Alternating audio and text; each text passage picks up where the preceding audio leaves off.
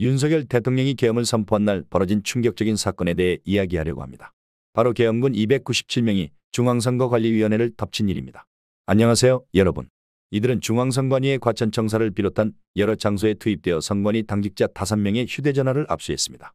이 사건은 단순히 계엄 선포와 맞물린 군사적 조치가 아니라 부정선거 의혹과 깊은 관련이 있다는 분석이 나오고 있습니다. 먼저 왜 하필 중앙선관위였을까요? 계엄 선포 이후 군이 국회와 선관위로 나뉘어 투입되었지만 그 중에서도 중앙선관위에 가장 많은 병력이 배치되었습니다. 윤석열 대통령은 후보 시절부터 부정선거 의혹을 강력하게 주장해왔으며 대통령 당선 이후에도 이 문제를 해결하겠다는 의지를 드러낸 바 있습니다. 그러나 검찰과 사법부는 지금까지 이 의혹에 대해 적극적으로 수사하지 않았습니다. 지난 21대 총선과 22대 대선에서는 사전투표에서 민주당이 압도적으로 높은 지지율을 기록한 반면 본투표에서는 상대적으로 낮은 결과가 나타나는 패턴이 반복되었습니다. 이 결과는 통계학적으로 설명하기 어렵다는 것이 전문가들의 분석입니다.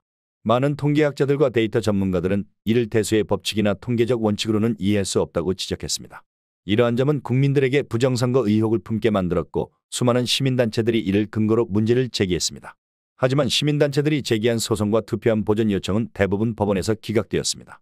중앙선관위의 주요 인사들이 대법관과 판사 출신이라는 점도 사법부의 지나치게 소극적인 대응에 대한 의심을 불러일으켰습니다. 게다가 김명수 대법원장 체제 아래에서 사법부는 이 문제를 사실상 방치했다는 비판도 있습니다. 계엄군 297명은 과천 중앙선관위 청사를 비롯해 선거연수원 등에도 투입되었습니다. 이들은 선관위 당직자 5명의 휴대전화를 압수했으며 청사 내 주요 시설에 대한 압수수색도 단행했습니다. 특히 계엄 선포 후 불과 6분 만에 선관위 청사로 투입된 점은 윤 대통령이 이 문제에 얼마나 강력한 의지를 갖고 있었는지를 보여줍니다. 중앙선관위에 계엄군이 들어간 이유를 단순한 우발적 조치로 보기는 어렵습니다. 이는 윤 대통령이 부정선거 의혹에 대해 본격적으로 수사하겠다는 메시지를 대내외에 강력히 전달한 상징적인 사건으로 해석할 수 있습니다. 국회와 선관위는 부정선거 의혹이 집중된 핵심 기관들입니다. 윤 대통령은 이번 계엄 사태를 통해 부정선거 의혹에 대한 관심과 문제 해결 의지를 명확히 드러낸 것으로 보입니다.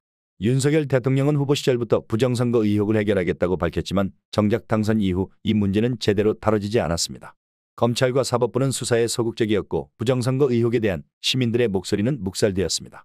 심지어 투표함 보전 요청까지 법원에서 기각되며 의혹은 점점 커져만 갔습니다. 그렇다면 이번 계엄군 투입은 어떤 의미일까요? 윤 대통령은 자유민주주의 체제를 위협하는 가장 큰 문제로 부정선거 의혹을 꼽고 있는 듯합니다. 이와 관련해 중앙선관위를 압수수색한 것은 앞으로 이 문제를 강력히 해결하겠다는 의지의 표현으로 볼 수 있습니다. 부정선거 의혹은 단지 과거의 문제가 아닙니다. 앞으로의 대선, 총선에서도 현재의 사전투표 방식이 유지된다면 국민들의 신뢰는 더욱 약화될 것입니다. 사전투표 방식에 대한 근본적인 개선이 필요하며 투명성과 공정성을 확보하기 위한 새로운 방안이 논의되어야 합니다. 윤 대통령은 이번 계엄 사태를 통해 부정선거 의혹에 대한 강한 메시지를 전달했습니다. 이제 남은 것은 이 문제를 어떻게 구체적으로 해결할 것인가 하는 것입니다. 국민들은 공정한 선거가 민주주의의 근본이라는 사실을 누구보다 잘 알고 있습니다.